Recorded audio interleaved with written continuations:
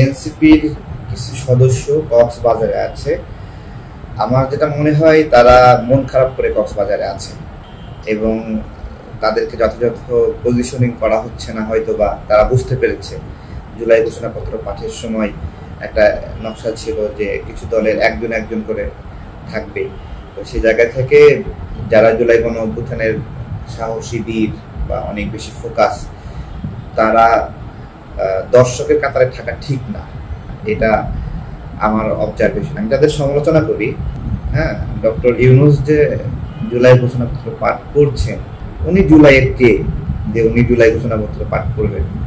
জুলাই ঘোষণাপত্র পাঠ করবে জুলাইয়ের মালিকরা। জুলাইয়ের আপনার হলো কোনো নিহতের মা, নিহতের বাবা, অথবা গণ অভ্যুত্থানে খুব ভালো অবদান রাখছে, সাহসী অবদান রাখছে, এরকম কেউ কারো হাতে জুলাই ঘোষণাপত্রটা। আর জুলাই ঘোষণাপত্রে মানে সব ঠিক আছে, পলিটিক্যালি ঠিক আছে, কিন্তু এর মধ্যে মায়া নাই কোনো। ঠিক আছে, যে মায়া নিয়ে আমরা লড়াইটা করছিলাম, ওই মায়ার অনুপস্থিত আছে। ওয়ালটন এখন দেশের সীমানা পেরিয়ে পৌঁছে গিয়েছে 50টিরও বেশি দেশে।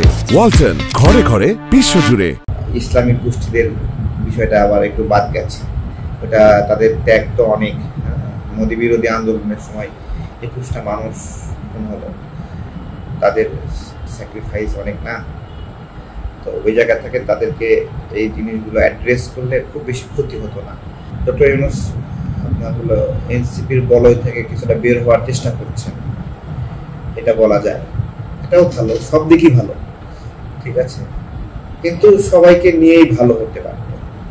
আমাদের এই গণ অভ্যুত্থানে 13টা অঞ্চলে ঢাকাতে খুব বড় লড়াই হচ্ছে। 13টা অঞ্চল থেকে 13টা মানুষ জুলাই ঘোষণাপত্র পাঠ করার সময় থাকলে সরকারের অনেক ক্ষতি হতো না। এগুলো সরকার বঞ্চিত করেছে। আমাদের জুলাই মানে তো শুধুমাত্র 36 দিনের একটা লড়াই না।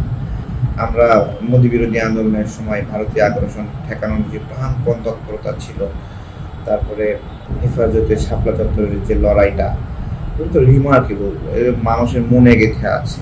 যেটা মানুষের মনে গেঁথে আছে ওটা ঘোষণাপত্রে আসলে ভালো হতো। মানুষের সমষ্টিক লড়াইয়ের প্রতিফলন আমাদের এই মুক্তি। হেফাজতের যে ঘটনা, এই ঘটনা তো সবাই নিজের ঘটনা মনে করে না।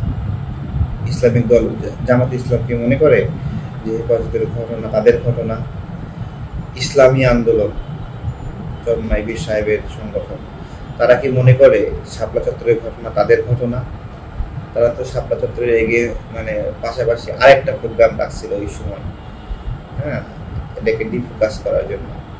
সুতরাং এই কারণেই ওই আসলে জুলাই ঘোষণা পাঠ করার সময় রাজনৈতিক অংশীদারিত্ব নিশ্চিত করা হয়েছে, সামাজিক অংশীদারিত্ব নিশ্চিত করা হয় নাই। আর হেফাজত তো কোনো রাজনৈতিক সংগঠন না, সে কারণে তাদের প্রতিনিধি ওইখানে থাকলে ভালো হতো, যারা ইসলামের হেফাজত করছে।